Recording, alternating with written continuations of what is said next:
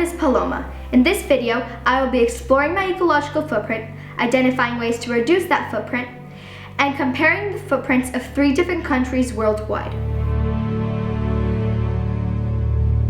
The first step into better understanding that our Earth is in the emergency room is to understand that every single human being on Earth is responsible for this environmental catastrophe, myself included.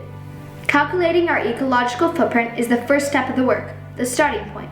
My current ecological footprint is 8.5 global hectares, resulting in 14.5 carbon emissions in tons per year. To make it simple, my findings show that if everyone on Earth lived like me, we would need 5.1 Earths. The calculator also highlighted the main categories in my daily life that need a radical lifestyle change: transportation and energy consumption at home. The good news is that it's not too late to change these results. With the correct high-impact solutions in place, I may become the change I want to see in this world and live a more sustainable life. I have identified 5 immediate high-impact solutions: awareness and education, reducing use of energy, electricity, and water at home, changing the way I eat, using alternative transportation, and reducing, reusing, and recycling. We can't change what we don't understand. How would I begin to change something I had no idea about? I am the perfect example of how awareness and education can make a world of a difference. I'm a child, and it's harder to make decisions on where to live and how to live. So, I made it my mission to educate my immediate family at home. We need to be a team and tackle this problem as a unit. There are many ways to educate, and it needs to begin in schools. I spoke to local villages in Bali, and they said they'd never heard of what an ecological footprint was. I believe that the Ministry of Education and environmental NGOs should add environmental education to its school curriculum. My second high-impact solution is simple but requires my family on board. That's why awareness is key. I need to change my use of energy at home. We will start to use lights less often. When it's daytime, we won't turn on any lights. We'll keep our windows open so we don't need to use the AC, and we'll unplug our electronic devices when they're not in use. We'll take shorter showers, and we won't leave the sink running. Why is this solution high impact? Well, I recalculated my ecological footprint with these solutions in place, and my carbon emissions went from 14.5 to 11.9. That's an 18% decrease. According to my calculator, I will emit 22% less CO2. I did consider riding a bicycle, but had to dismiss that solution because here in Bali, the streets are full of crazy scooter drivers and have no sidewalks. I also did consider fewer airplane trips, but my family lives far away and I need to visit them. I will also implement meatless Mondays for my family, and I will challenge my friends to do the same. According to Columbia Climate School, every day that you forget meat and dairy, you can reduce your carbon footprint by 8 pounds. That's 2,920 pounds a year. I also did consider buying from the supermarket across the street to reduce transportation, but had to dismiss that idea. Our food gets delivered by an organic farmer, and it's important to continue to support them. Most of us have heard about the 3 R's: reduce, reuse, and recycle. I certainly have, but it wasn't a part of my daily life. Well, now it will be. Unfortunately, in Bali, recycling comes with a cost. There is one company called Eco Bali that comes to your home and picks up recycled trash. I spoke to them, and they said that very few people are able to pay for their services, but it's slowly growing. As a family, we've decided to join Eco Bali. Also, so much trash washes up on the beaches of Bali.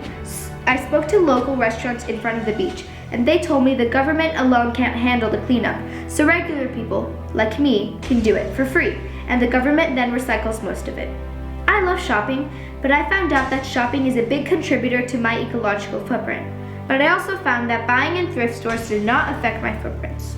Now that I have shown how I can become the change, I also explored how ecological footprints vary from country to country. The actions of one country can affect the whole world's ecological footprint.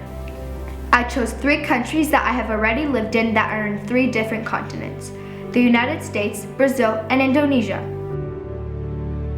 The results of my research shocked me. I thought the United States, being a developed nation with enough resources to educate and invest in green energy, would have a low ecological footprint. I was wrong.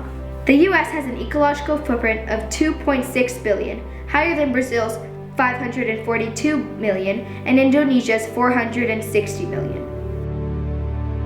Out of the 3 countries I chose, Indonesia has the lowest ecological footprint. To make it simple, if we compare per person, Indonesia has 1.72 global hectares, compared to the USA's 8.2, Brazil's 2.89, and mine 8.5. Interestingly enough, my footprint is very similar to the footprint of an American person. Now, let's explore some reasons why it's easier and harder for these 3 countries to lower their ecological footprints. To answer that question, some things to consider are each country's biocapacity, population, income levels, and energy sources. According to the New Scientist, biocapacity is the ability of an ecosystem to regenerate the resources that people use. It compares the rate at which we use our natural resources against our ability to replace them and absorb our waste material, noted New Scientist. Brazil's current biocapacity is the largest, totaling to 1.8 billion compared to 1.1 billion in the US and 332 million in Indonesia. This means that Brazil has more natural resources available for its consumption than other countries. Also, Indonesia needs to be careful. According to the Ministry of Public Works, the result of Indonesia's ecological footprint shows that in general that is still using relatively less natural resources than its potential. In other words, the biocapacity of Indonesia is still in reserved condition, but some of the most populated regions in Indonesia, such as the island of Java and Bali, have a staggering level of deficit in biocapacity. Also, a country's use of fossil fuels makes a big difference. The United States gets 81% of its total energy from fossil fuels, losing only to China. Indonesia gets 66%, Brazil gets 52.9%. While Indonesia's total footprints are lower, Indonesia's smaller biocapacity and heavy use of fossil fuels may be part of the reason why its footprint per person has increased by 39% in the past 44 years, compared to only 10% in Brazil and 25% in the US. Another reason for Indonesia's sharp increase and decline in the other 2 countries may be because of its low use of green energy. In Brazil, hydropower alone now supplies about 66% of its electricity demand. 21% of all electricity generated in the US comes from renewable sources, compared to only 12% in Indonesia. Next, let's look at income levels. The entire world wants to improve their income levels, but it comes with a cost. The more money we have, the more stuff we want to own. Look at the United States, for example, a much higher income country than Brazil and Indonesia, yet with a much higher footprint. Brazil's gross national income is 4 times higher than Indonesia's, and the USA's gross national income is 67 times higher than Indonesia's and 18 times higher than Brazil's. More money equals more energy consumption, such as airplane trips, more cars, more shopping, bigger homes, more doors, more ACs. I think you get the picture. But with money comes responsibility, and we need to learn to consume in a sustainable way. Also, we need to take population into account. The US has a much higher population of 331 million people, while Brazil and Indonesia are about the same, with 273 in Indonesia and 215 million in Brazil.